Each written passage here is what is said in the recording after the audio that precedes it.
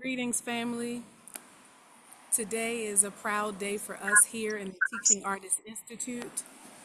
We understand that our global African family is working around the world to pursue our collective agenda of atonement, of restitution, and for us as an organization committed to art as a tool for social transformation. That means recommitting ourselves to unearthing our identity, promoting and preserving the African identity, and ensuring that we center culture as the new currency in every discussion. My name is Kim Poole. I'm the executive director of the Teaching Artists Institute, and our entire global organization across 9 countries are collectively working towards our collective journey in Nandi County. This year, we'll be in Nandi County from October 16th through the 19th in order to begin cultivating and recognizing Nandi County as fertile ground for cultural reparations. Today, we have experts with us. We have elders, historians, and artivists from across global Africa to help us celebrate and hold up freedom fighter Kotalil and his legacy of descendants in our opinion, embody the restitution and reparation that we owe ourselves. So we're going to begin with welcoming one of the Nandi County elders and leader of the Elders Council, Mr. David Kiprop. I hope I said that well. I hope I said that well. Baba David, we're going to feature your screen and we're going to spotlight you. Please open us with an acknowledgement to your ancestors and from the Elders Council, a word of opening. Thank you very much for this opportunity. As an elder who has experienced the challenges that have come along with the issue of colonialism, which has impacted negatively on our culture, I feel proud that there is this organization that has come up to team up with us as Nandi community and do something about what we may have lost in the past and can still have the chance to get a reparation for it. And we will feel satisfied about that. I welcome you people as an elder of this county and as an elder of this community to feel free to air your views, and we will be exchanging notes on the same, because this is the time that perhaps we are waiting for, so that we take the opportunity to ensure that our culture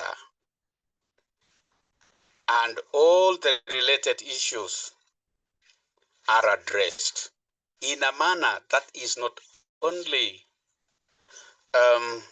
cultural in nature, but also takes into account the roles played by the significant others in this matter, especially as the elders and the educated lot in our society and in the diaspora. The role of diaspora here is very critical. I'm proud to have this. On top of that, I'm proud as a Nandi to see the representatives, able representatives from our county government. This is a proud moment. And I personally thank God for that. Thank you.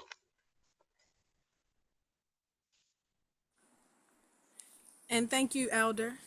It's so important that we have the voices of our elders in our midst, like trees with roots that remind us to stay grounded, that remind us to stay connected, that remind us that they are the center of our community's knowledge, like a bank.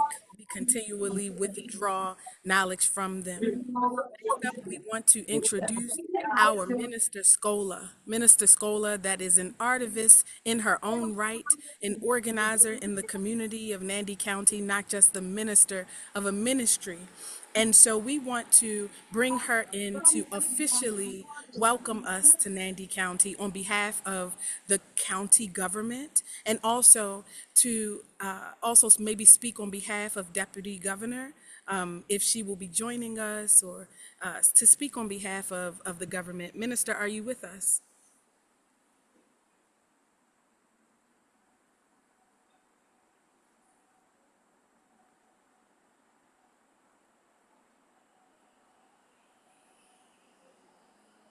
Minister Scola seems to have a little bit of a technical difficulty, but that is okay. That is okay. If she happens to come back in, then we will ask her to welcome us officially, not just us, but the entire world, to Nandi County, especially for this historic moment in our history. Next up, we're gonna add this iPhone. We think that may be her.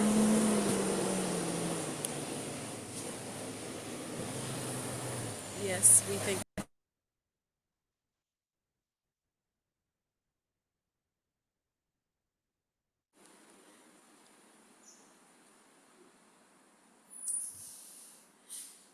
Next up, we're going to introduce our leadership representing from Thai, Uganda today. We are currently in the midst of teaching, building, lifting as we climb. And up next at bat is our brother Stephen Nsenga, who's currently leading the reparatory justice efforts around cultural restitution in Thai, Uganda, leading interfaith dialogue, and he will absolutely be talking about that work later today. But right now, this is my opportunity to pass the mic of moderation, and we'll be sharing it with him. Stephen, do you want to take an opportunity to introduce yourself? Okay, thank you so much, Kim. Good evening, good morning, good afternoon to everyone, wherever you are. It's such a great pleasure that I'm part of this wonderful webinar. And I pray that we really enjoy all the deliberations as we look forward to discussing different pertinent issues that are at heart as Africans, both on the continent and those outside the continent. Thank you so much. I do believe that I will have a chance to share, especially as a youth on the continent, and how best you are trying our best to see that the reparation justice is not only for reparating or addressing the past, but also empowering the future. Thank you. Thank you, Stephen. Minister Scola, have you returned? Are you here with us?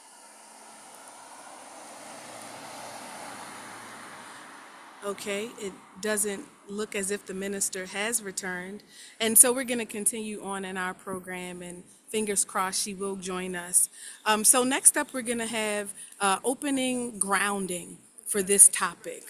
Dr. Godfrey Singh has worked to preserve and promote the stories of the Kalenjin in Nandi County that history has attempted to bury. Memory is socio-political. Our ability to tell our stories is a part of the reparation that we seek. Empowering our elders and our young people to connect in this preservation is what we would like to bring to this discussion. But before we talk about the innovation, let us talk about the groundwork that has already been done by the scholars and historians that are on the ground, many of which are led by Dr. Godfrey Singh. Dr. Godfrey Singh, we welcome you. Karibu. Asante sana. I would say in the Nandi language, itarat, meaning you're welcome. Thank you so much for organizing this function tonight. I'm so excited, very, very happy actually, and greatly privileged to be able to speak about this. Yes, I'll start my video. All right. I don't know if I have the right lighting in the room. Let me just be sure I have the right lighting. Yes. So I don't know if you can see me. Yes. So We can see you, thank you Doctor. so much. Yes. Thank you so much. So it's a beautiful evening, and we want to talk about reparations. And tonight we talk about reparations from three angles. You see, the British came to Nandi. The Nandi didn't go to the British. So when somebody comes to you and brings in some damages to your life, to your way of life, you have the obligation to first of all defend yourself, and on top of that, try to minimize the damage that's going to be done. So the British were interested in three things. They were interested first in land. All right, that was the most important thing because they wanted a passage through to the lake. And when they made that passage, um, they also wanted control. And so they signed a number of treaties with chiefs in a language that the chiefs did not understand. So they came around and put up treaties with Kisiara in Sotik and things like that in 1889. Then on top of that, they went ahead and did what we now know as economic appropriation. And I'm doing this in a very, very short time because I know maybe we will, I don't know if we have another time, but then the economic appropriation happened immediately after the treacherous murder of Koitalel Samoei, whom we're celebrating in the middle of next month, 120 years since he was killed. Now it's a big tragedy because on my birthday, January 15, 1906, that's not when I was born, but the date is very familiar to me. It's my birthday. The Nandi expedition, uh, known as the Nandi Drive, was instituted.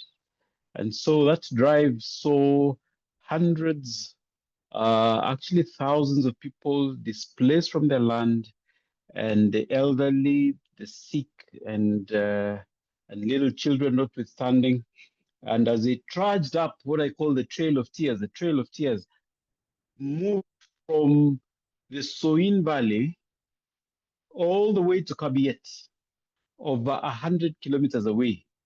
And this was what I call the Trail of Tears. And they were kept in stockades, and many people died.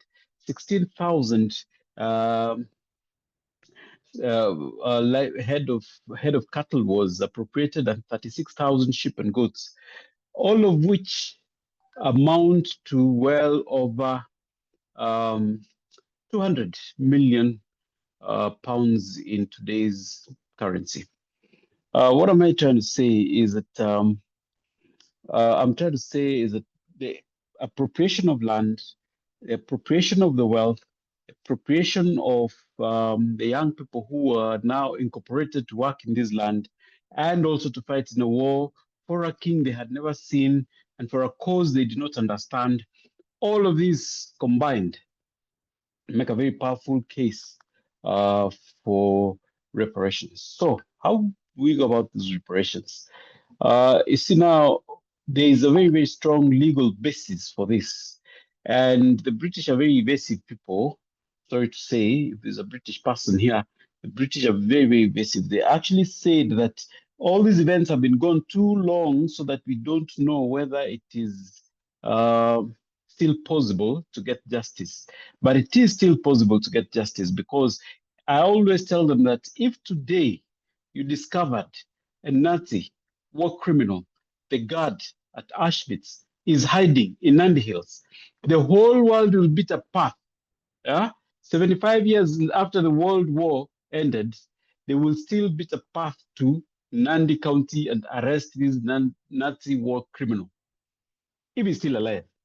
So why is it that when it comes to justice for the criminal things that the British did for the to the Nandi and the Kipsigis and the Tala in particular, Why do we now say the events have gone too long? No, they haven't gone too long. It's just that the good old elephant in the room is racism, and people don't believe that these Black lives matter then as now. Now, international law and the basic UN principles support a case for reparations for Nandi. Set out 5 forms of reparations. That's restitution, compensation, rehabilitation, satisfaction, and guarantees of non-repetition. Those are the 5 areas of restitution that Nandi County should be seeking. I will say that again: restitution, compensation, rehabilitation, satisfaction, and guarantees of non-repetition. Well, you can say guarantees of non-repetition because we're talking about events that meant the appropriation of land that happened 120 years ago. I say it is still necessary to have guarantees of non-repetition because half of the tea industry in Nandi is still controlled by foreign interests, actually, to be specific, by British interests. And that means colonization continues. What I call agrocolonialism and neo-colonialism still continues in Nandi unabated 120 years since it first began. So we need a guarantee of non-repetition. And in fact, it has gone one notch higher. When you buy tea, from Nandi County, you will find yourself unable to afford the same tea uh, in, uh, in London or in anywhere in Europe, because 1 kilogram of tea goes for what, 2,000, 3,000 shillings per kilogram. And that is a form of economic injustice because the farmer earned only 5 cents in farm gate prices at that particular time. Going very fast, we're talking about satisfaction. Nandi people need to know that they're able to access their own wealth and they're able to work within the confines and work. If you look at the tea industry in Nandi, which is the biggest industry, it accounts for like just 3 counties. Okay, maybe let's put a context to it. The tea industry in Nandi, or rather in the tea, 17 tea producing counties account for 5% of the GDP. But only 3 counties, that is Nandi, Kericho, and Bomet, account for 52% of all the tea produced in Kenya. Now, if you're to divide by these 3 counties, that means the Nandi County is responsible for 1.5% of the GDP of this country. Now, that's a lot of money. That's a lot of money. The wealth appropriated from Nandi is enough to end poverty as we know it. Nandi has 90,000 tea smallholder farmers. These people would easily eradicate poverty as we know it. But that's an argument for another day. But that's part of what we talk about, satisfaction. Rehabilitation. There's still intergenerational trauma that you can still see when you walk around in Nandi. People still feel like there is an injury that was done, particularly the Talai people who continue to bear the brunt of ostracization, years of marginalization, years of being treated as second-class citizens in their own county of birth. Compensation. We're talking about monetary compensation here. I've talked about the 16,000 um, head of cattle. Now, let me contextualize this. I once met an old man who lives in Ethiopia right now. He was born and raised in Nandi, but he still remembers the bull his father owned in 1941, which was taken away to pay for the war effort. Or rather, not really to pay, but, well, they were told it's going to feed the soldiers that were fighting in a war. Remember, this is not a war that the Nandi people brought. It's not a war that they started. It's not a war that they only were forcefully conscripted to fight in a war. Many people died and things like that. Finally, talk about restitution, and that is a good old word. Restitution is extremely necessary when you're talking about recompense, all right? Recompense. Restitution means that you are restored to the level you were in before the occurrence of this damage. So, what are we saying? The people owned land. Today, Nandi is about 40% of its original land. I stumbled upon a map which was done by CFS Van der Leeuw in 1896, a map of Nandi County. And it is so amazing. When you look at that map, you see the lands that were appropriated into 3 different counties now. 3, 4, perhaps even 5 different counties are holding the original lands of the Nandi people. And this can be done if you look at Article 181 of the current constitution. We can look to see if those borders can be changed. Thank you so much. Sorry for taking too much of your time. I thought that was an introduction, but I have a full paper on this particular item, something that's very close to my heart, and is a conversation that we will keep going in the days to come. Any question?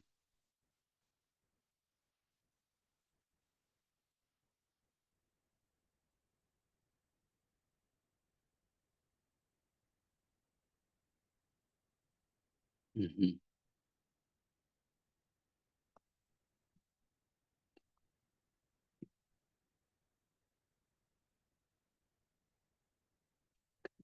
Well, maybe as we're still waiting, I might just want to speak very fast on the subject of cultural loss.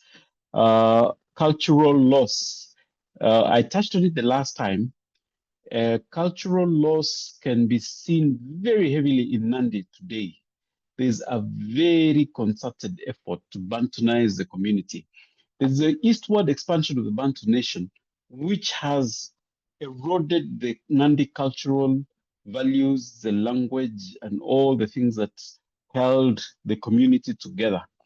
All this was really brought by the colonial enterprise. The colonial enterprise changed everything, and we want to see how can we restore and bring back that original state that we were in for.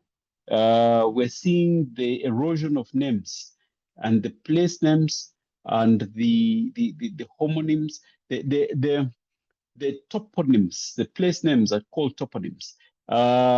The names of people, anthroponyms, okay? We're calling that anthroponyms, the names of people.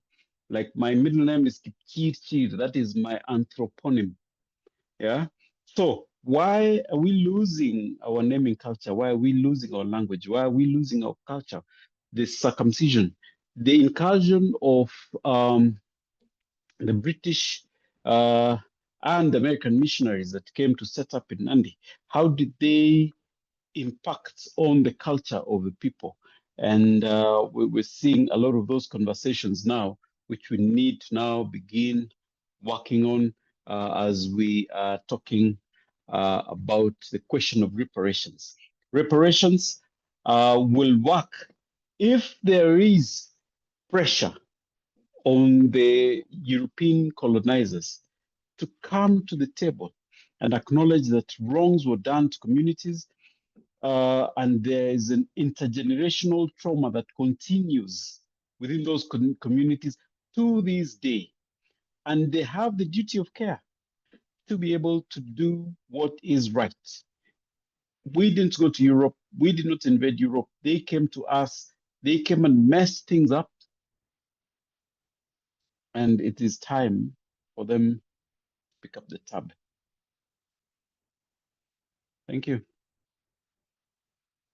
Any questions? Anybody with a question?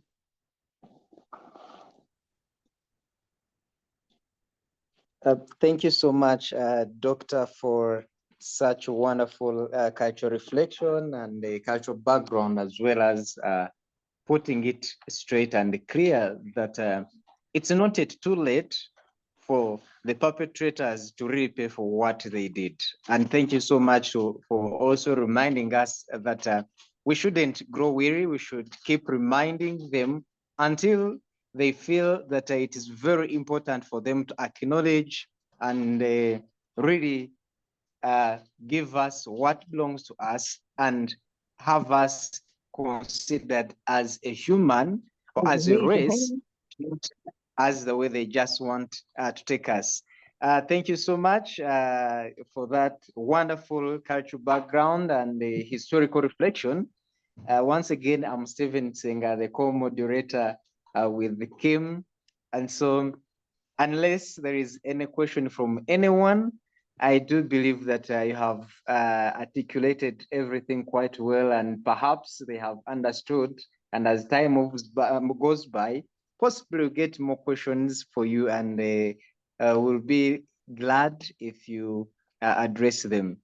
At this juncture, ladies and gentlemen, we are moving on to the Pan-African Reparation Solidarity. And it's going to be with a great honor to ask the doctor to give chance to Madam Eunice Odhiambo, who is going to take us through the Pan-African. Thank you so much. Yes, please. Thank you very much, Stephen. Yes, here I am. Eunice is Malkia. Okay, thank you very much, Stephen, for passing the mic. And thank you very much, Dr. Godfrey Sang. And I'm really pleased that you've assured me that the cases are still valid, because we are working on a number of petitions from different communities in Africa who want to petition the King, King Charles, you know, for the horrors that were perpetrated on us by his grandmother and mother, you know. So thank you very much for assuring us that these cases are still valid. So I'll quickly talk about Pan-African solidarity. And this is where we build collective power for reparative justice. My names could be confusing. My name, my colonial name is Eunice. My, what did you call the middle name? My anthro name is Adhiambo, and my family name is Odhiambo. I originally come from Kisumu County, a place called Awasi, not very far from Nandi, you know. But I was born and brought up in the coast, in Kilifi particularly. So I have this interwoven cultural experience. I'm both coastal and Luo, you know, in terms of culture. So I keep telling people that I'm multicultural. Yeah, I work for an organization, or rather a Pan-African movement called Africans Rising. And Africans Rising offers solidarity and accompaniment to African communities, to African individuals, to African organizations, African movements, as we try to regain our sovereignty, our dignity, our peace, our unity, and everything that our interaction with those foreigners stole from us. So as we do this, we stand in tribute with our ancestors, and that's why I'm really, really pleased to be here, honoring our great-grandfather, Koitalel Arap Samoe. And we do this because they also stand with us in the spiritual realm. So I believe they've never disappointed us. They're always looking down on us and blessing us. So like I said, Africans Rising is a Pan-African institution that offers solidarity and accompaniment. So Reparations campaign is just one of the many Pan-African campaigns that we run under Africans Rising. So in the reparations campaign, we have 4 key pillars, which I'll go through very fast. And the first pillar is awareness. And why do we talk about awareness? We talk about awareness because the generation that we have now, my generation and those who have come after us, first may not understand the history. Even when we talk about the historical injustices, they may not feel it, the way our grandfathers feel it. So it is our duty to educate, Africans, both in Africa and in the diaspora, on our history, on our lived experiences, on what the concept of reparative justice is and how we can demand it, and from who are we demanding this. So we have a whole program on education, and we try to build this huge mass of Africans who are aware, who are conscious, and are ready to demand justice. Am I audible? Okay. Okay. Then the second pillar is in what we call mobilization. And in mobilization, we do not want to leave anybody behind. And that is why at Africans Rising, what we are doing now is we are bringing down these conversations, from conferences, from virtual spaces like this one, from groups like AU, CARICOM, to the grassroots. We want to talk about reparations under mango trees. And I remember last month I went to the Wanga Kingdom in Western Kenya. And we had a conversation with the king and his council of elders under a tree. And for me, that was very symbolic, that these discussions should now start happening deep in the village. So when we do this, and we're not just doing this in Africa, we also have a program that we are calling Diaspora Series, where we give a platform for our siblings in the diaspora to tell us their story, because we may know a bit about their history, but we are not aware of their struggles, of their efforts to seek reparative justice. And I have learned quite a lot through engaging with our siblings in the diaspora, like Kim, in the Diaspora Series. So we continue to host this Diaspora Series until we can tell our stories from wherever part of the globe we are coming from. Then the third pillar is advocacy. And like I have said, I'm really happy that Dr. Sang has assured us that we still stand a chance. So what we are doing, we are preparing a lot of petitions by African communities. So we are standing in solidarity with them. We are offering technical support to prepare these demands. As it is in Kenya, we are working with the Freetown community, which is a community of freed slaves who were settled by the Anglican Church in northern of Mombasa. We are working with them. They are demanding recognition. They are demanding compensation from the Omani Arabs who had enslaved their ancestors. We are working with the Wanga community, like I have said. They are also preparing their petitions to King Charles for the evils that were for the evils that happened under the British rule. We are petitioning the Kenyan government to support to first recognize our cultural formations and authorities, and also the work that our leaders, our cultural leaders, can do in this country. Then we are also supporting cultural reparations. This includes restoration. This includes celebrating our culture. This includes passing down our culture through cultural education and so on. And we know that we are very diverse as a continent, but we want every African, wherever they are, whether they're in the diaspora or they're in Africa, to be able to celebrate their culture, to be able to practice their culture, to be able to have an identity, that African identity. I can clearly tell that I come from Awasi, I live in Kilifi, but I know sisters in the diaspora who do not know which part of Africa they come from. So we should be able, we should help in giving African education so that people understand what being an African is, what Africa is like, what are some of our cultures, the collective cultures, and of course the individual cultures.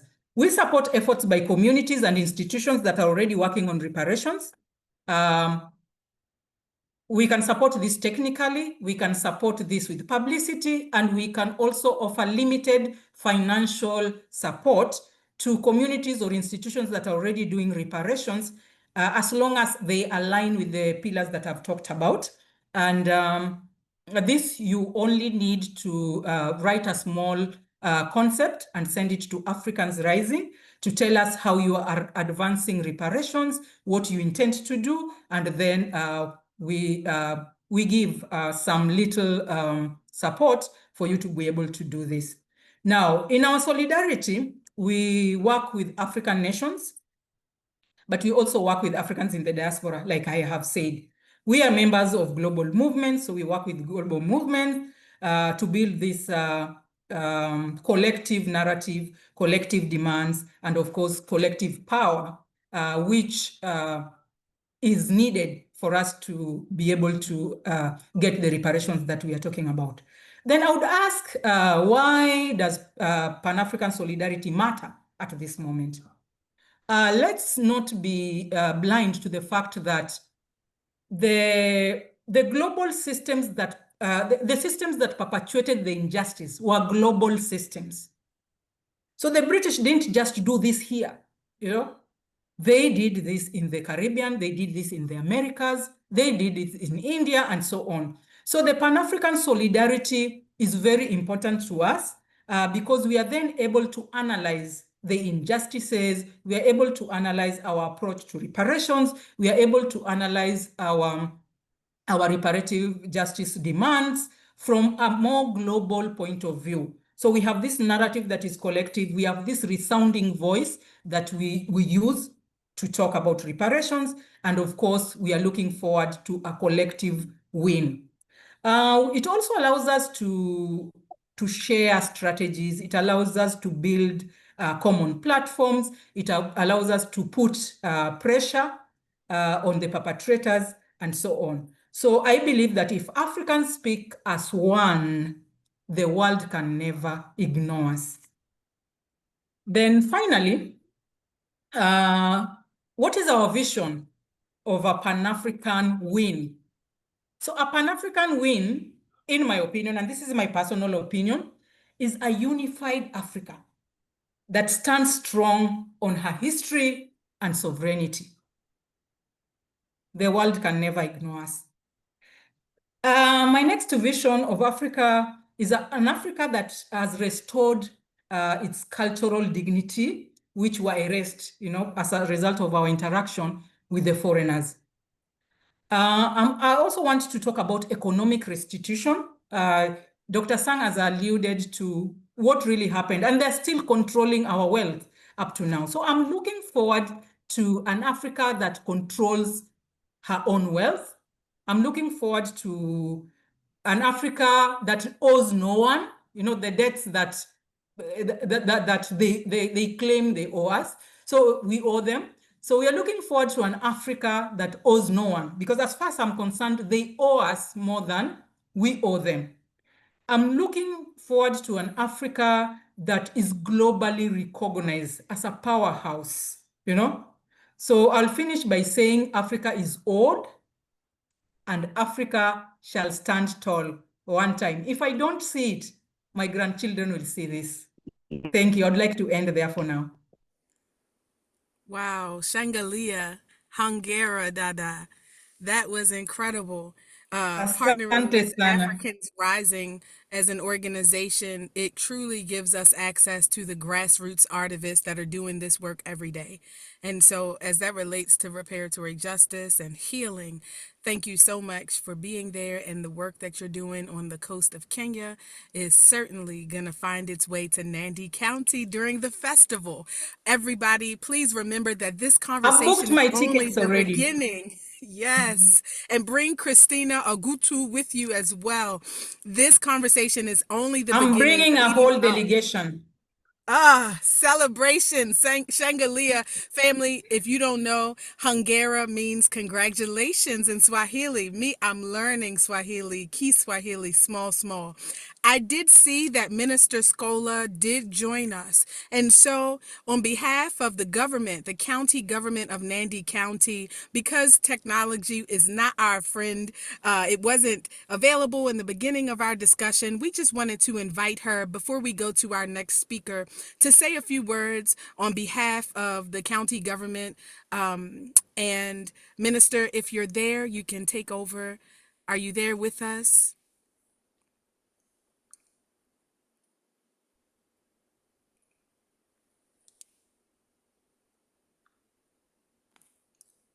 Oh, Pole, the minister is having issues this Tuesday.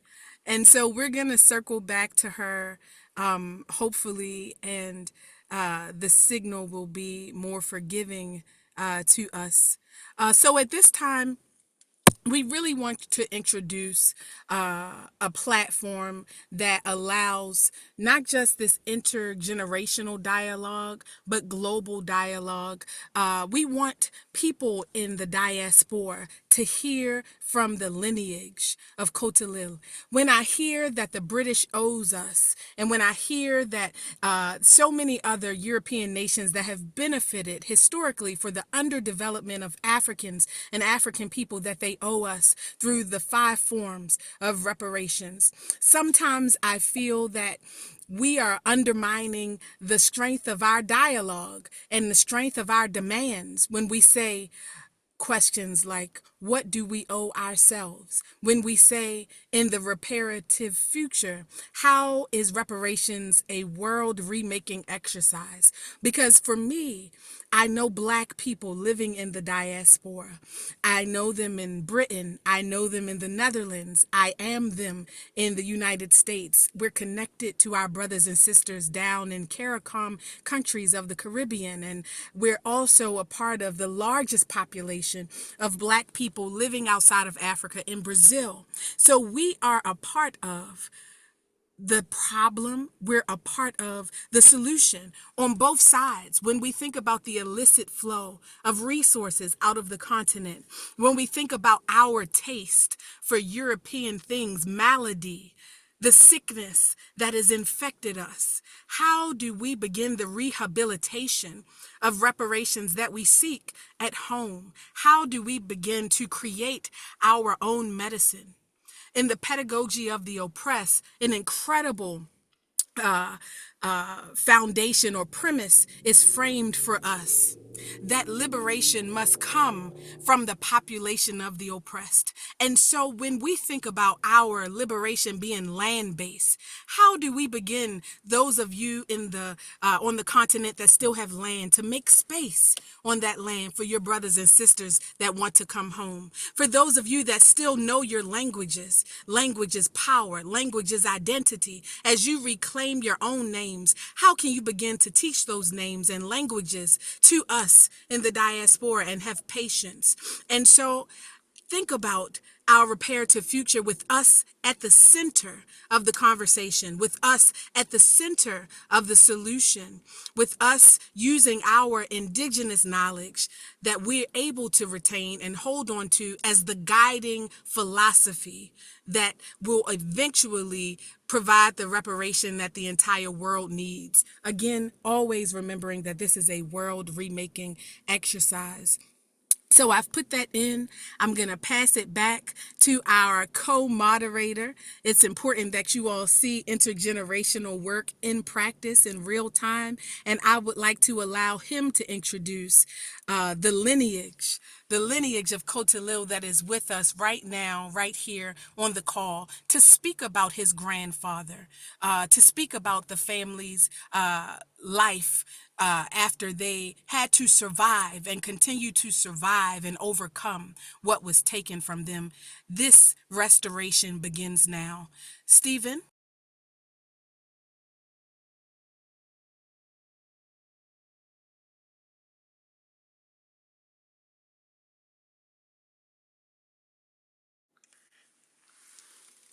Co-moderator, are you still with us?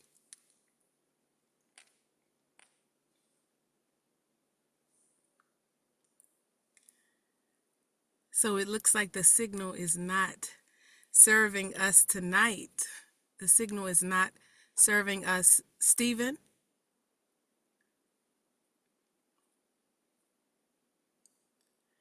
Okay. So I'll do the introduction myself. Hopefully, Stephen, Mr. Nsenga will be coming back to join us if his signal is kind to us. But we are privileged to have Taurus with us, Mr. Silas Taurus, who travels Kenya and the world speaking on behalf of the family. And as an organization on behalf of the Teaching Artists Institute, know that we are working to promote and preserve the legacy of Kotalil in the diaspora. And we look forward to hearing more about that at the festival. If you will join us and say a few words on behalf of your family and what it is that you see as the reparative future for your family's lineage. Mr. Torres? Thank you very much. I hope I'm loud. Am I audible? We can hear you. Okay. Indio. Okay, thank you. Thank you. Asanteni sana na karibuni. As you've heard, my name is Silas Tarus. It is pronounced as Silas Tarus. Arab Tarus. Arab is means the son of Tarus. My father was Kip Tarus. I'm Arab Tarus. Once again, I'm excited and happy to be with you guys. And from the presentations that I've had this afternoon or this evening, it is an exciting moment and indeed a historical moment to have our brothers speak about what happened in the very many years that we had to lose a lot in terms of culture, in terms of religion, and in terms of identity. I'm fourth generation of the legendary Koitalel Arab Samoe. I was not prepared to do a presentation because our spokesman Ambrose Tarus was supposed to be here, but I've tried contacting him severally. But it seems he had issues also with the technology. But I hope he will join us much later. Which I think if he does, then we'll give him a little of time to say something. But since I'm here, I'll say a little of what has happened within the family and what the family continues to go through. The family of Koitalel Samoe, after his death in the year of 1905, there was a lot of, actually the family lost actually lost everything. Remembering that this was the leader of the Nandi people. He led the Nandi people politically, spiritually, and even economically. He was their overall leader, whom they called Orkoyot. So he lost his life. The family and the lineage lost the entire land. Actually, the family lived in the area of Nandi Hills, where I can surprise everyone that no particular descendant of the family live close to that area where our great grandfathers lived. We lost identity. Some people identify as family. We are given very many names. We are identified as I don't know, sorcerers. Some funny identities which we didn't have. Our family is a straightforward family, which it happened to be just a lead at that time. But all through the misinformation and what was created by the British and the colonialists then, the family didn't get it, or they used a lot of it was, I can say, style of leadership. Sorry, to malign the name of the family so that the community lose trust in the family. Nobody has ever corrected that. So we remain in that area of misunderstanding. The betrayal that happened later, because even Christianity and the missionaries that came later didn't quite preach the gospel of the gospel as we all know at the moment, because they were also in a mission of colonialism. So they demonized the culture, demonized the structures of leadership. They also demonized the practices that the communities used to do. So in a way, as much as we still have our identities in terms of our names, but we have lost very much in terms of cultural practices. When a child was born, there was a practice. When the child was a certain age, there was a certain practice. When it was time for circumcision, there were several practices, which some we do, some we don't. So we lost that.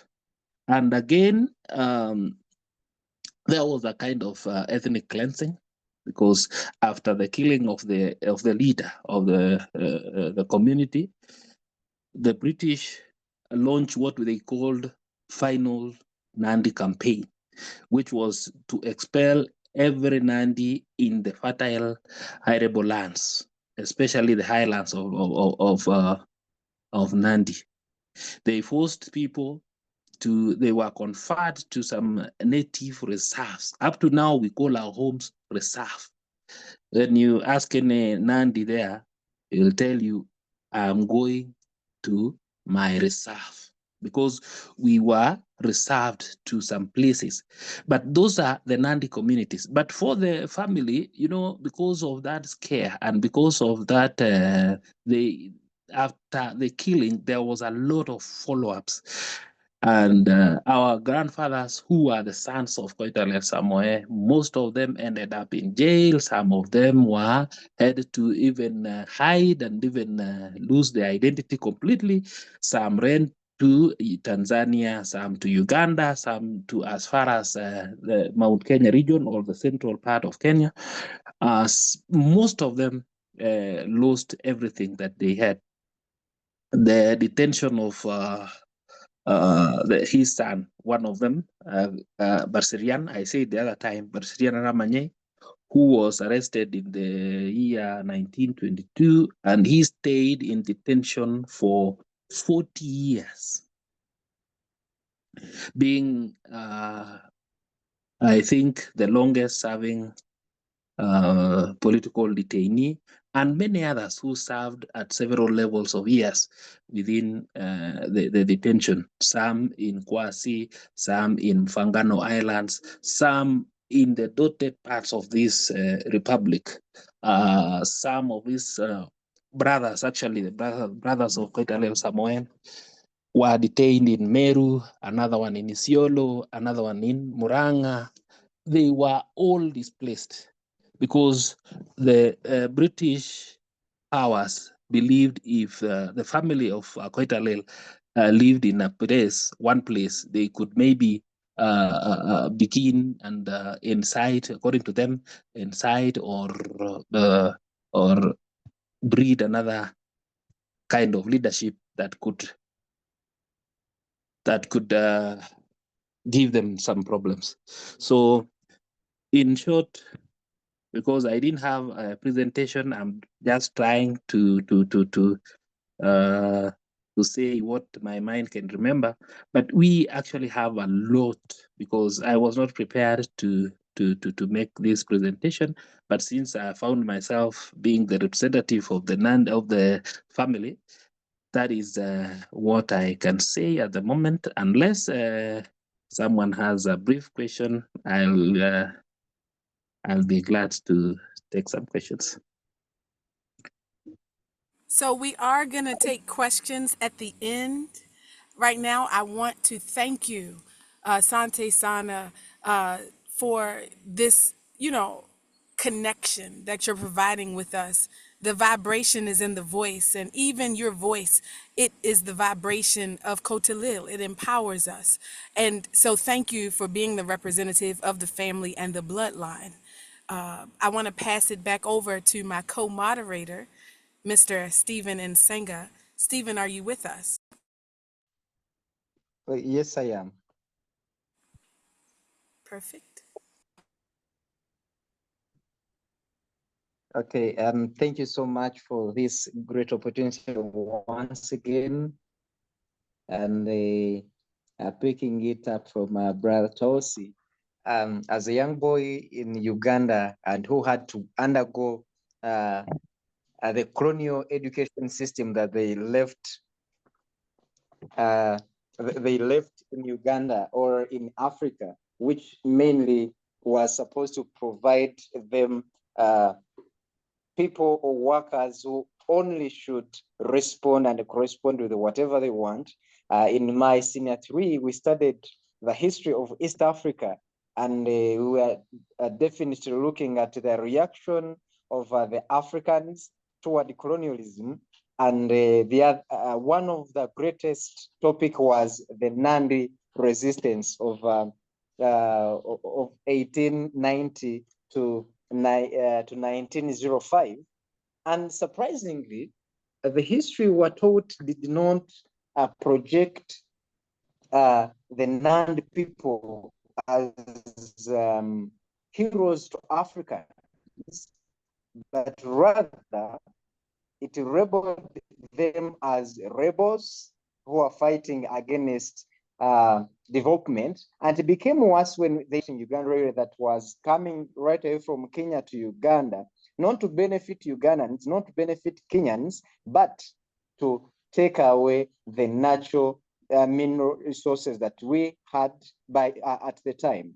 And indeed, kudos to the Nandi people who could not withstand to see the iron snake go through their land, because to Africans, land is identity, land is ownership, land is heritage, and indeed they staged on the fight.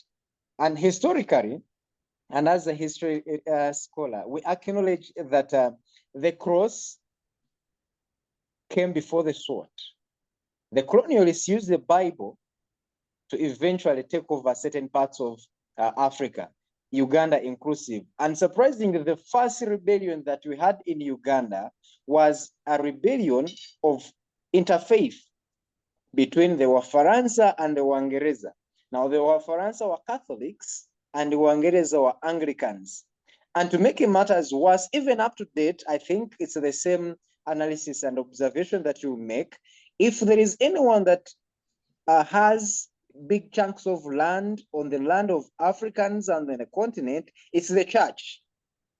And so if we talk of the reparation justice, there is no way we can ever achieve this unless the church is involved, and again, unless the church is held accountable and also feel they are part of this movement.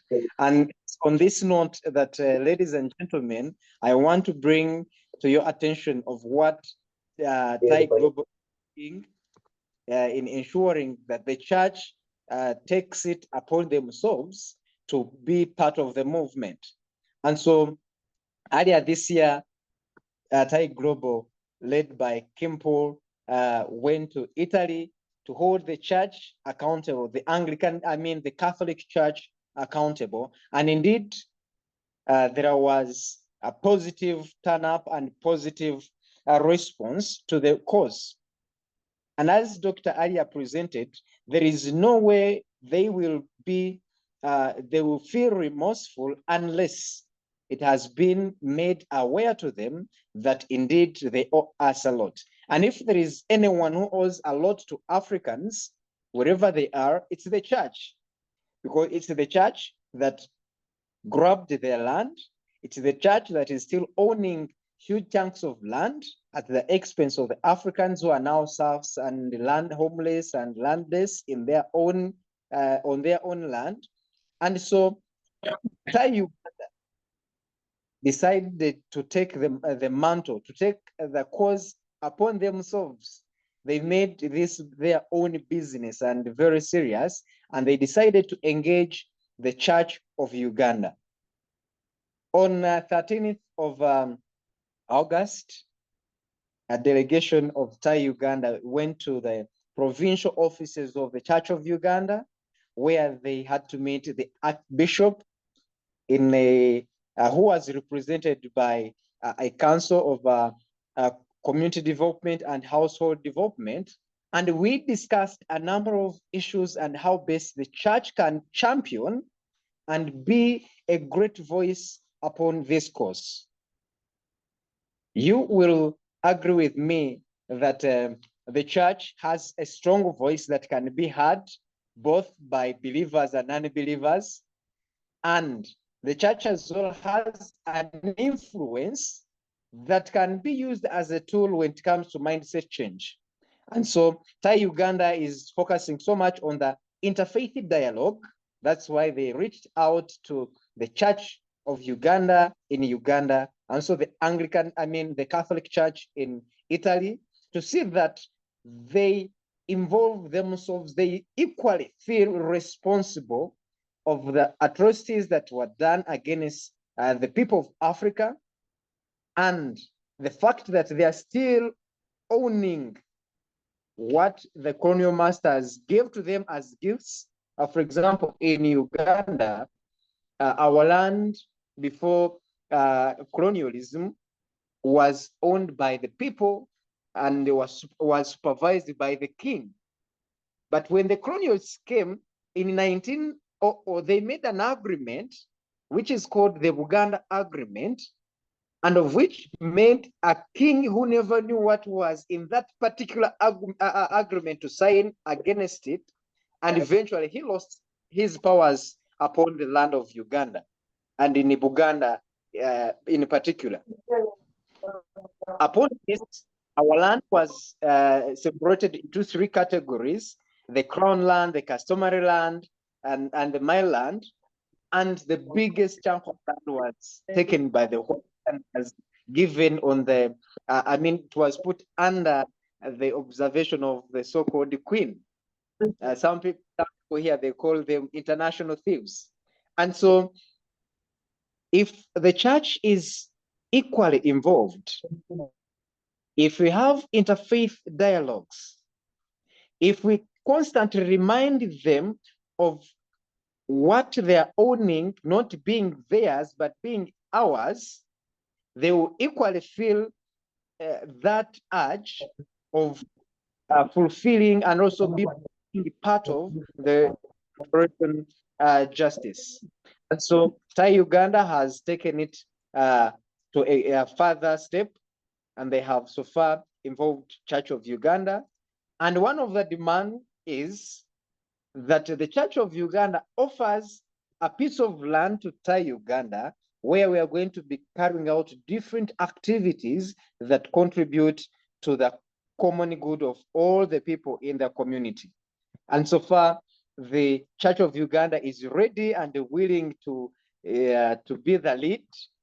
And the Church of Uganda is now having different programs that they are planning to put in effect to say that this program is part of their agenda. And so in relation to the land healing with the Church of Uganda, we do believe that if the church accepts at least to return, they are not giving us, but they are just returning part of the land that they acquired or they grabbed from our ancestors, it's going to be a very wonderful gesture even to others that indeed something must be done. And in relation to the Nandi land, we do believe that the same should be done. The government should equally be responsible and equally feel part of the movement, such that each one of us heals, each one of us recovers, and we not only recover, but get empowered and focus on the future. As I conclude, allow me to say that reparations are not only about the past, they are about the Africa that we are building. An Africa where land is sacred, where land is honored, where culture is our way of life, and again, to the other hand, where youth will walk tall in the dignity of our ancestors. And as we acknowledge and celebrate the soul and the spirit of Koitel, may his spirit guide us in this venture as we reclaim what was lost, as we heal, and again, to the other hand, as we rebuild our continent. Thank you. Thank you, Mr. Nsenga. What an incredible presentation to represent Teaching Artists Institute. You make me proud. I see that Minister Scola has joined us again. We are going to try this one more time. Our minister is representing the county government of Nandi County, and in her capacity is the acting director of the Nandi Gaa Cultural Festival taking place in Nandi County October 16th, 17th, 18th, and 19th.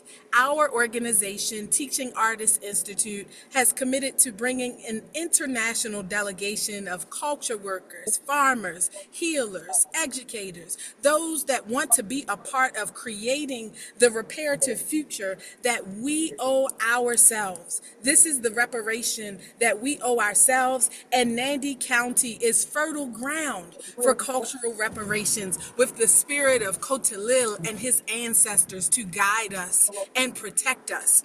We want to be a part of the healers and the builders that stand alongside those Kalenji warriors that have held the line against the British and anyone that will come to erase their cultural identity, because they still exist. And we see you in the diaspora. We want to be a part of supporting that. We also see you just across the border in Thai, Uganda, and down in the western region in Kisi with Dante and his, what is that instrument on his shoulder? Ding, ding, ding. I'm going to figure out the name of it, but he's coming too. We're bringing a huge delegation, family, and then we're inviting you all to stay around for October 22nd and 23rd for the Wakiti Wetu, which is also a reparations festival that's happening in Nairobi, October 22nd and 23rd. And so we're going to make a reparations trip of it. So family, you're invited. If you didn't know about the festival, hear us loud and clear now. You are welcome. Karibu, karibuni. If you're from the Caribbean, you no longer even need a visa to come into Kenya. Isn't that wonderful news for our borderless Africa? Minister Scola, are you?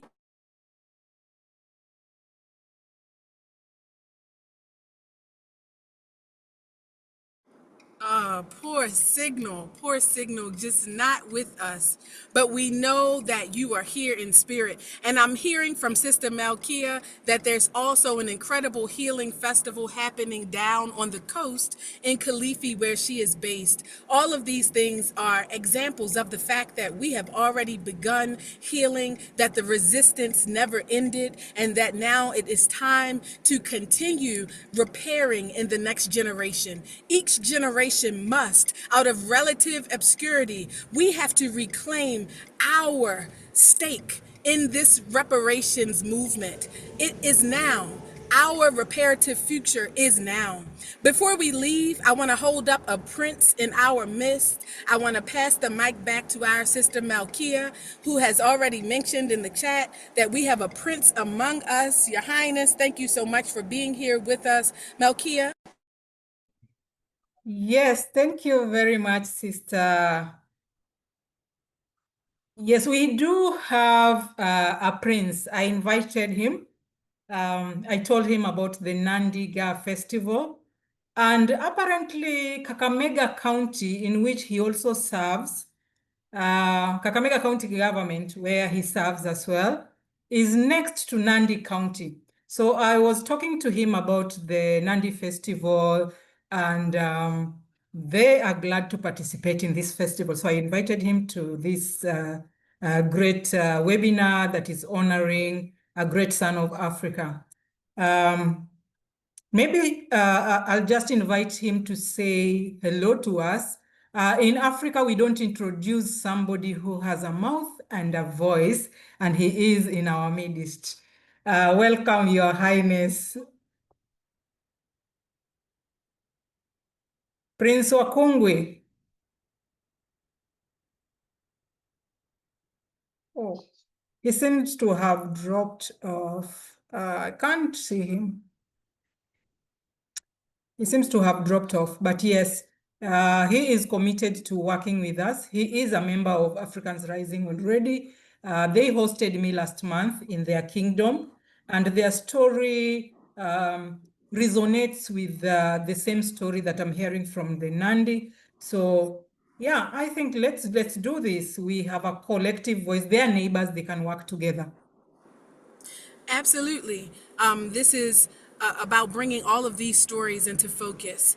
And so any neighbor that's close to Nandi County is certainly welcome, because I'm a neighbor and I'm all the way here in Baltimore.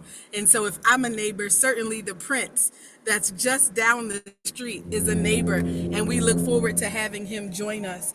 Last but not least, we want to open the floor for questions. We had some incredible speakers today. Dr. Godfrey Sang, a historian in his own right that has been holding the line for reparatory healing, saving the stories of Nandi County, promoting them, holding British museums accountable. And so we want to open the ground for questions. We also have the descendants of our warrior spirit protecting us, Kotalil, that is living through them, on through them here with us. And of course, our sister from Africans Rising, Eunice Malkia. We want to hear your questions. Do you have questions? Last but not least, we have our co-moderator and leadership of our cultural reparations in Thai, Uganda, Stephen Nsinga. Questions. Let us hear your questions. We're looking for them in the chat, and you all are welcome. Welcome to come in and ask.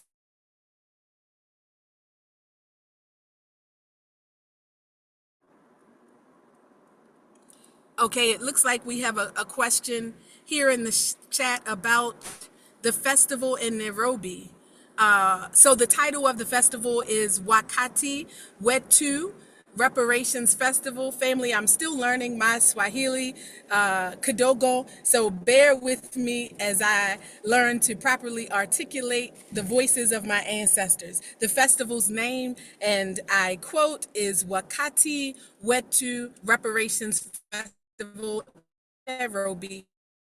And again, our organization, Teaching Artists Institute, has also been invited to present there, and we will be doing that alongside the Kasima Festival. The Kasima Festival is in Kilifi, and that will be on the coast of Kenya, where our sister Malkia Eunice is based. Questions? I don't see a question, but I see a comment. I love Dr. Sang's articulation of demands for reparations and reparatory justice. His knowledge and information on this is admirable. Congratulations. Absolutely. Thank you so much, Professor. We've only just begun. So if there are no other questions, we want to thank you all. I have a question, Asante Daniel. Sana. Yo, you see a question? Okay, yes. let's hear it. Yes. During the festival or after the festival, I will definitely visit the Koitalel Arap Samoei family and pay homage to this great son of Africa, drink some murusik in his honor. But I would like to ask if, are there any literature, any historical, documented historical accounts that we could interact with just to know about this story more? Are there still elders who who can give us oral submission so that we understand the story of Koitalel Arap Samoei, and of course the story of the Nandi, the invasion, the resistance, their lived experiences, their scars, and their demands for reparations. Is there like a center, a museum, or just where we can get some of this information. Absolutely. So that's a great question. And I'm going to share the question with Dr. Sang. So, first and foremost, yes, there is a museum in Nandi County that speaks to this history and holds it, not just for Cotalil, but for the Kalenjin people, the musique that you spoke about, the construction of their homes, which to be centered in a way where the woman sits one place and the light shines through. I mean, it's a shells where only 3 strands of cowrie shells are for the women and 4 strands for the men. These traditions are being preserved in Nandi County, and as a part of the festival, there will be a tour of Nandi County, which will be inclusive of this museum's visit. In addition to that, in terms of documentation, this story has absolutely not been told enough. It has not been promoted and preserved enough. And so the Teaching Artists Institute, we will be descending at the festival with a camera crew that is going to be documenting in real time, not only the festival, but the stories of the family. And with their permission, we're also inviting them. Some of them have agreed to join us in Nairobi at the next Reparations Festival, Wakati Wetu Reparations Festival, where we will continue that dialogue. So we are adding to the body of what will be available for us to use as a reference and resource. And so for my contribution on behalf of our organization, that will be the most recent documented history available in video form. Dr. Sang, I would like for you to speak to the one and only book that I know of that's been written about this issue and the promotion and preservation of the Cotalil legacy. Dr. Sang. Yes, thank you very much for that. Well, we do have a a volume that we put together about the life and times of Koitalel Samoe. There is also, well, there's actually 1 or 2 different, I mean, other books that speak about his life and also speak about his legacy and all those kind of things. We also have a lot of archival material, not just here in Kenya, but also in the United Kingdom. Um, we have quite a bit of stuff at the British Museum, and there's still artifacts, and there's still things that are being held by museums. I've been working with the museum at Pitt Rivers in Oxford. I've worked with the British Museum and also worked a bit with the National Archives at Kew Gardens in Surrey, in England. So they have quite a number of stuff that belongs to Nandi, rightfully belongs to Nandi, and I've worked even to support the local museum at Nandi Hills, and I have worked with the curator, Mr. Barroso, who is also a Talai. I have even given him a number of artifacts, including photographs that are brought from other places in Europe. So I think that it's high time that we focused on how we're going to repatriate a lot of these artifacts that are still held in foreign hands. How are we going to work this out again? Part of this is the restitution. I didn't mention that part of restitution.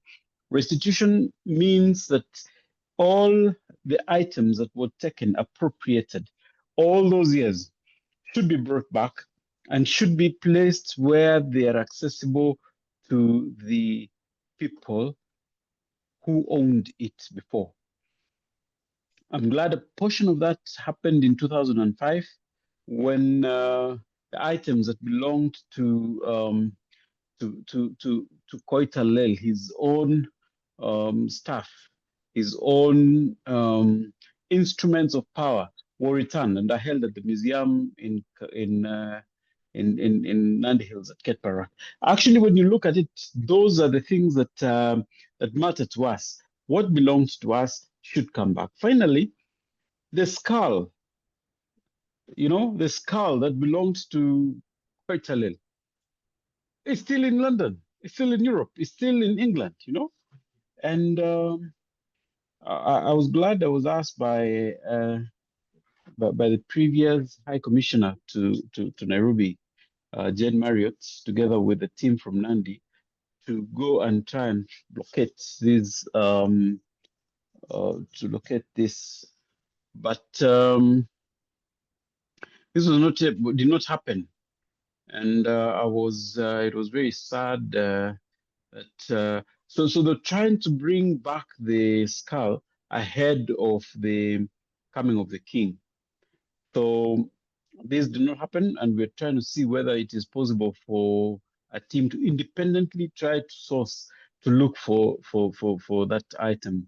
My colleague, my collaborator on the other side in England, Mr. Serone Kimnyango, was able to visit the family of Harrison. Colonel Harrison was the person actually, other than Menet Hagen, whom we all know, who actually shot dead Koitalel. The person who did the most damage to the Nandi people was Colonel Edward Harrison. Harrison was the one in charge of the King African Rifles, who moved and carried out the drive. So he was able to trace the family and visited their home.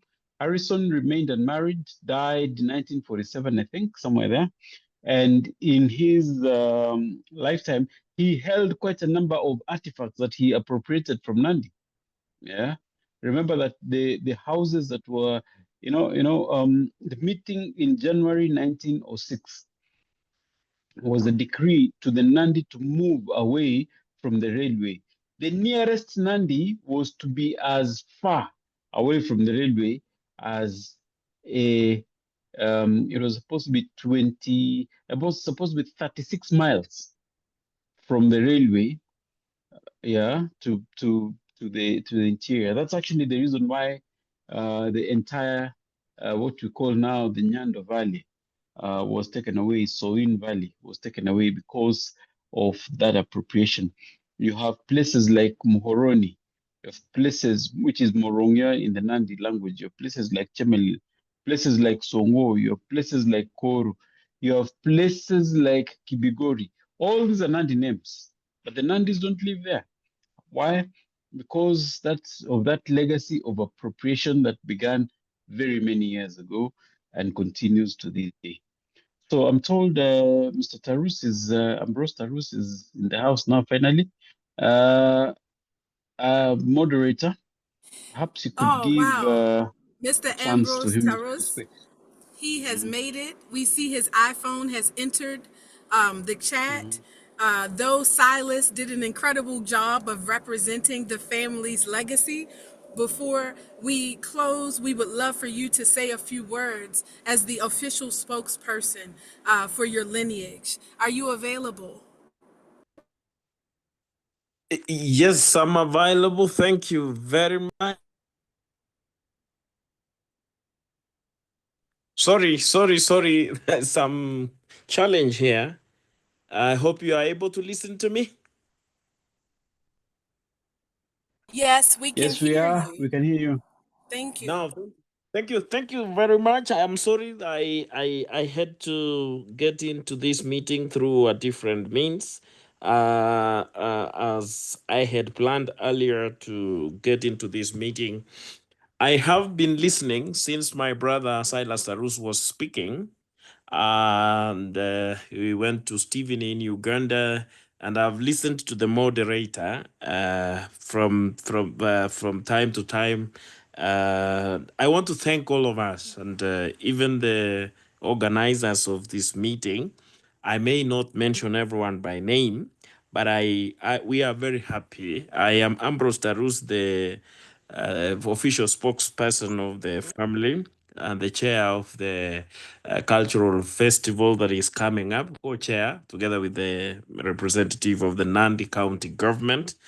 Maybe to add to what my brother had already mentioned, I am so excited. Most of you are professionals, but some of us now even adding emotions to this, because part of what happened historically affects us to date in the fourth generation of Koitalel Samoei. I was lucky and honored to represent the family on 1st of November 2023 when the King of England, current King the third, the King Charles the Third, came to this country, and we shared this. Let me, in a nutshell, moderator, share a few things, maybe three. Cultural and land reparations. You cannot separate Nandi from land. You cannot separate Nandi from land. The ancestors, the blood that is shed on our land of our ancestors cannot be separated from the Nandi. So we are emotionally connected. Number two, I have had I had the honor to share about healing and the process of reparation. Unfortunately, after independence, I will only say what was not said. The people that took power were collaborators. So we had black people continuing the legacy of colonialism to date. So those who were chased away from that land have never returned. So the atrocities still continue, but in different shades. I want to say, as a family, we are very interested in the healing. We have what we call land commission in this country today. But unfortunately, at independence, there are people who took Kenyan citizenship and owned land as Kenyans, yet they are foreigners. That is unfortunate, but it is a legalized way of taking the land away from the owners. In the issues to do with culture, as I've already shared, the biggest problem are those who still collaborate. And in this movement that I am seeing, I'm not very sure what is going to get, but I want to add on what Dr. Sang Geoffrey has just said. What is the use? Yet we know it was wrong. Not wrong is a weak word. It is immoral for people to take what belongs to others and stay with it for decades. It's going to 70 years, 100 years since the artifacts were taken, and even body parts like skull being away from it's not an easy moment for family, but such efforts that we are seeing and meetings like these add to our hopes that there are people who listen out there. There are people who are organized. I've had a question that has been asked about, are there still elders? Yes, we have them. Is there recorded history? Some is erroneous. What you have in books were written by the people who supported the atrocities, including what my brother has said in Uganda about the church itself painting culture as evil. And up to now, there are people who believe that the church, that culture, our language, and artifacts are evil. So because I came last and I know I'm conscious about time, I long for more of these meetings. And I want to say this is quite an initiative. I'm lucky to live at such a time when we can talk about this. And if this and more will be coming, will be willing, we are ready to share. We are ready to question history. We are ready to logically look at what happened, because there are even people who have misrepresented. Because Koitalel Samoe had a name, everybody has wanted to become a family member. We have even been offended. So everybody, because he was a leader, everybody is telling us now we are all family members of that family. So we have quite a lot of things. And one of the things is that anybody out there that is willing to is to talk, to put together. We are trying to piece together this history so that we have a correctly written, recorded history, and we put together so that even the next generations and the whole world, globally, as our theme today talks about cultural and land reparations, healing, and global solidarity. I'm interested with that. In global solidarity, we have the right history that can be read all over the world about this hero and about how we going to even collaborate with other people and bring his spirit, bring his vision and what he wanted, a free land where we can respect every other person out there. I don't want to use a lot of time because I came late.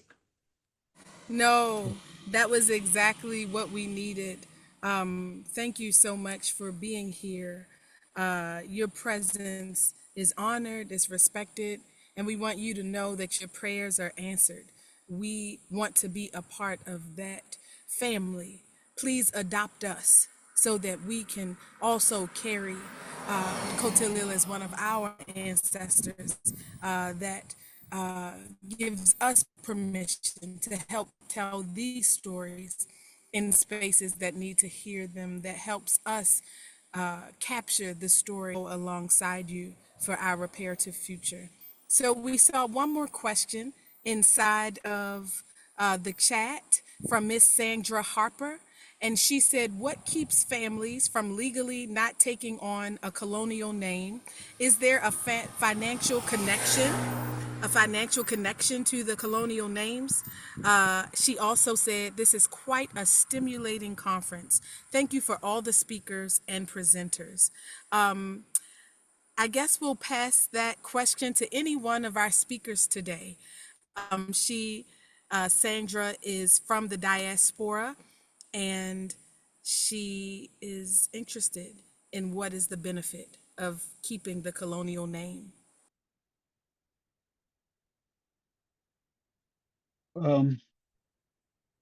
Okay, perhaps I could give it a shot. There's the old age-old question: what's in a name? And there's everything. There's culture, there's history, there is identity. There is so much in a name that you do not.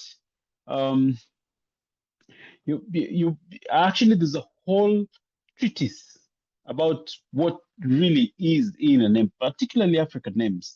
If I look at somebody born to a single mother, all right, not that they will look down on, but there was a name that actually indicated the circumstances of the birth, the time period of the birth, the place of birth within the homestead, and all these kind of things. And it actually carried meaning uh, and definition. It actually defined someone throughout his life. So, what is the purpose of holding on to European names? Now, this is part of that legacy that I call the legacy. Well, maybe it's better to quote Professor Ali Mazrui, who said, Africa has a triple heritage. Their own history and heritage, then that of Europeans and their incursion into the continent, and of course the coming in of the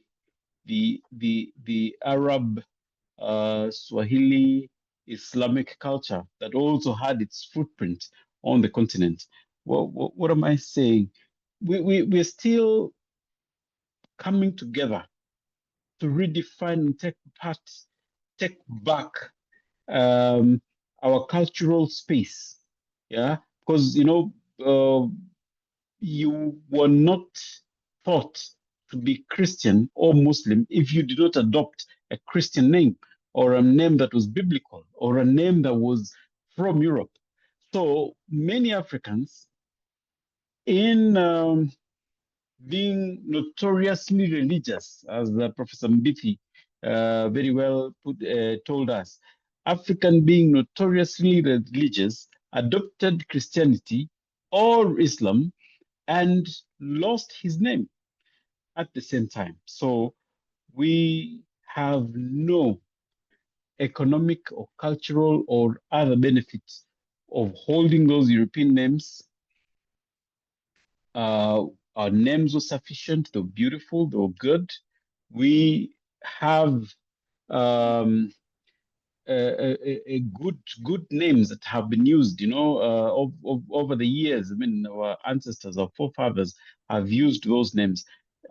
I mentioned the last time we had a meeting that I put together a volume that we're trying to analyze the names that we had in the early colonial period and the names that we have right now and what has happened over the years. So, like we have semantic drift, that is, names changing meanings over times and words changing meanings over time, we also have anthroponyms, that is, names of people, of humans, changing with time because of the social circumstances. If somebody was born at a time when alcohol was brewed and it was called Kibwambok, we don't brew that alcohol anymore, all right? As part of that erosion, we were told our beers are bad because they wanted us to buy beers that came from Europe, yeah? And so that is the kind of argument that we're saying, we lost that kind of and it is time to take back that space that has been taken away from us. I would just want to add to Daktari's response, because this is something that I actually live myself. You find that many of us or our parents were born into either Christian families or Islam families, and they believed that naming their children was advancing that religion. But we have seen, especially in the 21st century, the growth of nationalism. People are becoming more aware. Africans are becoming more conscious of who they are. People are reading a lot. People are researching, and we actually now know that there's nothing wrong with our names. You can still be a Christian with an African name. You can still be a Muslim with an African name. Personally, for instance, I have two children who have no Christian names, despite the fact that we have been brought up in a Christian family, So you find now we are naming our children with names like, there are people naming their children Africa, there are children naming their children Pendo, which is a Swahili for love. People are naming their children Subira, which is Kiswahili for patience, and so on. We are actually even translating the English names or the colonial names into our mother tongue and naming our children using the same name. So we are seeing a big change, and we have to advance this, a renaissance of naming, and it should probably be added to the reparations education that we are giving out there. There's absolutely nothing wrong with our names. So, for instance, if I have an English name, if I knew the meaning of Eunice in Kiswahili, I would be calling myself that in Kiswahili. So because I don't know, I've chosen to call myself Malkia. But what we now see people doing is translating this name these names into vernacular and actually giving our children our names, regardless of what religion they profess. Finally, I liked what Comrade said about the church. Last year we were privileged to attend all African Movements Assembly in Accra, and on the first day we were taken to a fort where transatlantic slave trade activities used to take place, and For me personally, that was my turning point completely. And many people say I'm radicalized, but this was my turning point. And for a long time, I questioned which God were the British praying to up in the chapel, which is just above it's right above the slave dungeons, the male slave dungeons, and the God that the people downstairs were praying to. Apparently, according to them, they were praying to different gods, you know. Down here, they thought they were praying to very evil and worthless gods, and up there they were praying to a superior God who was more who thought they were more deserving of life than the people who were below them. So for me, that was actually the turning point. It led me away from Christianity and back to African spirituality. So at the moment, those who are Catholics talk about catechism. So at the moment, I'm doing my catechism on African spirituality. I know I'll get there. I'll deepen it and get there. But yeah, so there's absolutely nothing wrong with us embracing our cultures as they were and living as we should have. It's not too late. Anybody can do that. Thank you, Asante Sana Dada, for giving us a window into your own personal journey. Your safari is important. Each one of our individual safaris is important. I see that our president for the Teaching Artists Institute, Baba Haki Ami, just shared an article about his journey to his own name. We know that Haki, it means truth in Swahili, and every truth is relevant. In the African worldview, we acknowledge cooperative community truth and collective ideas. And so we want to make space for two more questions before we close. Before I invite those questions, I see that Prince Matthew Smith from the Zambia Traditional Dance Association and Defense of Security Cultural Traditional Music and Dance Festival in Zambia is with us. Welcome, Karibu. We saw a raised hand from Wavinia. Wavinia, I hope I'm saying your name correctly, Dada. Would you like to unmute and come on camera and ask your question? Okay, thank you. Can you hear me? Yes, Dada. Okay, sorry, I cannot do video at the moment. It's already 2 night, so I'm already 290. But I wanted to first acknowledge like really amazing presentations today. I really had a lot to learn. I'm very green in the reparation space and also in owning our cultures and also just going back and not just going back from the perspective of reparations, but just going back from the perspective of understanding my originality, my roots. I come from one of the Kenyan tribes, the Akamba people. And quite recently, I started a social enterprise and I'm marketing some of these bags. I'm marketing pieces from my culture, from my truth. And I realized I'm not marketing, I'm appropriating a truth. I am reselling my grandmother's love. I am continuing the legacy of colonialism in the name of economic empowerment on all these fancy terms that colonialism robbed us, used to rob us of everything that we own today. And I think I had a question for all the presenters today. I think I was having a conversation with one of our comrades the other day, and she mentioned that the professional class, which is who we are, the majority of us here, we are very much responsible for quote unquote distorting what the masses know, because this is a psychological battle as much as reparations is about the restitution and the payment, all the compensations that we are asking for. It is a literal psychological battle.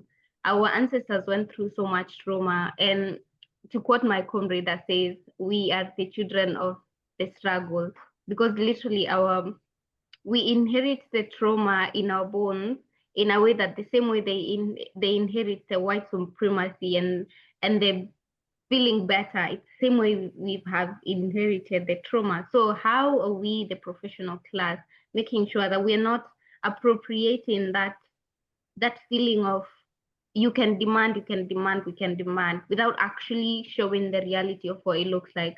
Because trust me, the conversations look very different in the ground. Whenever I have conversations with the rural communities I work with, they are all about the money, because you've been robbed so much of your human dignity, that you don't care about your culture anymore. You don't care about your past anymore. You just care about how I'm able to eat today. How is the person coming in my life today going to be of financial benefit? Because sorry, I might go on and on and on, but there is one of the artisans I had a conversation with, and I just asked him a very simple question: what is the meaning of life? What do you value? And for them, they did not care about all of that. It is all nonsense to them. It's You've been distorted so much that you don't care about where you come from and the things you value, to a point that if I am called Eunice, I will just keep on being Eunice, and I will just keep on waking up and becoming a machine for the system to pay debt, which I don't understand why we keep paying debt for.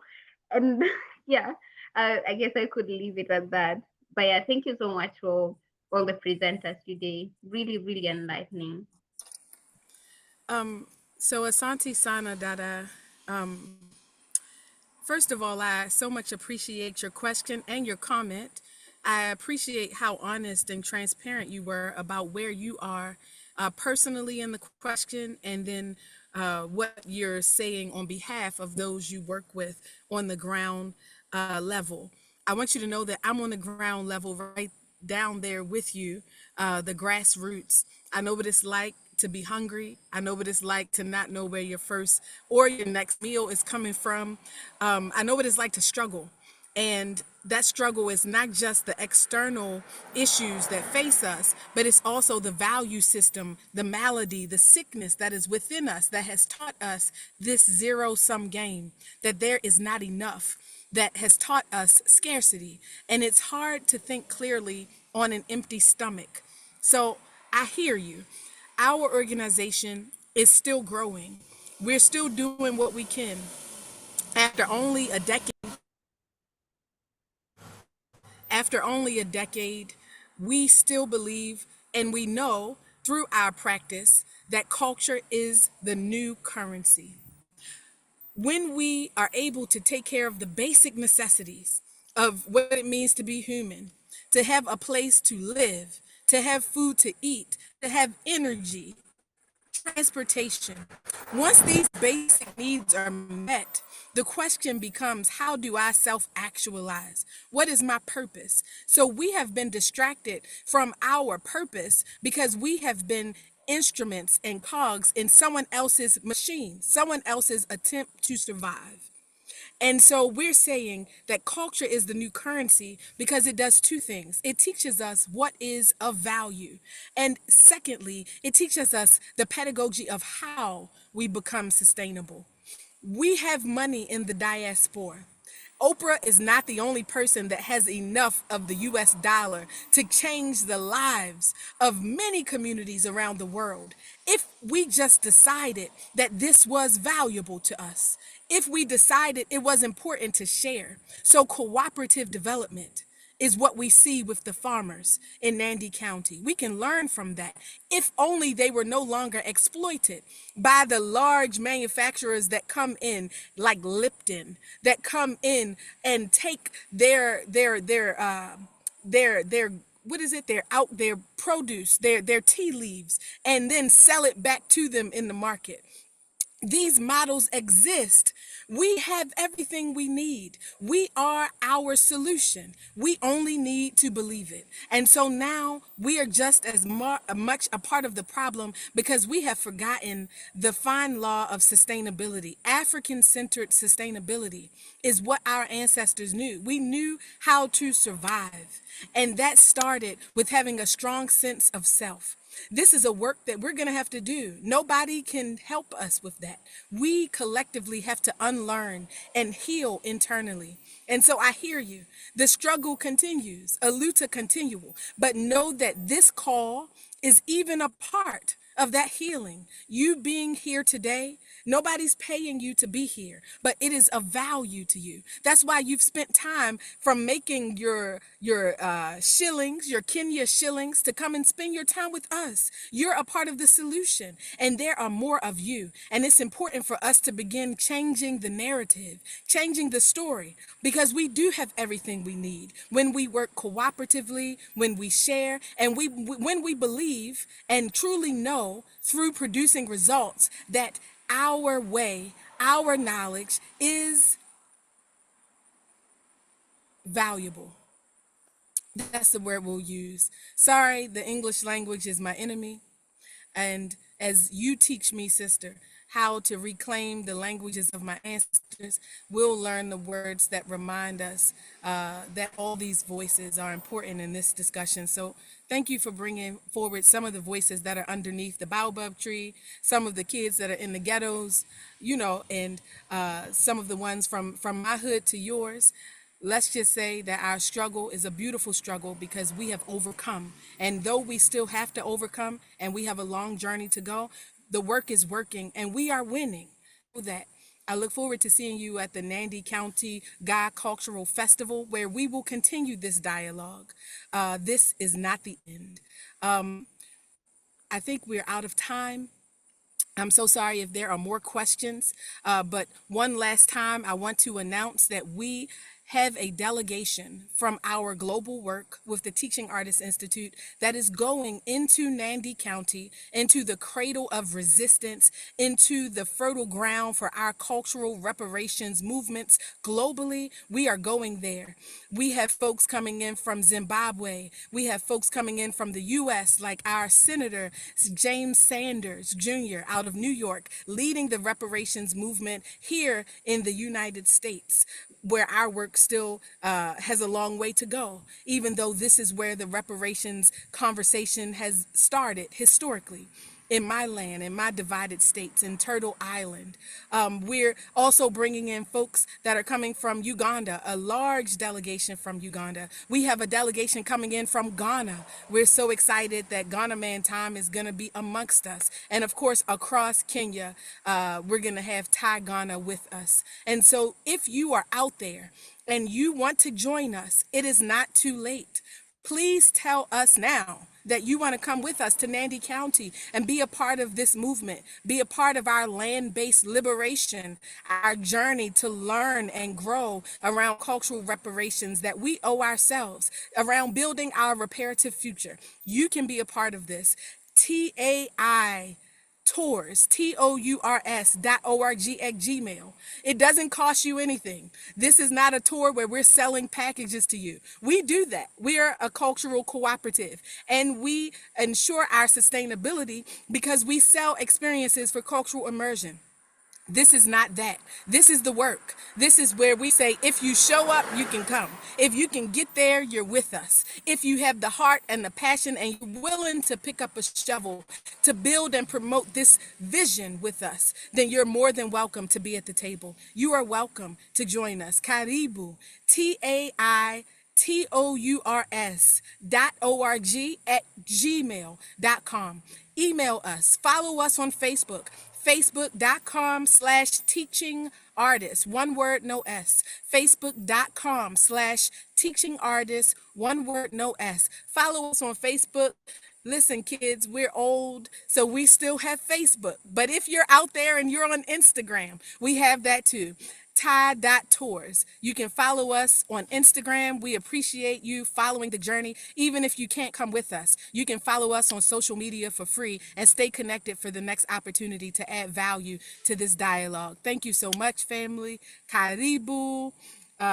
All the ways that we say goodbye, Odabo, there are a couple more. We would say all of our speakers of African languages, just unmute yourself and tell us how to say goodbye in your language so that we can hear our ancestors on the way.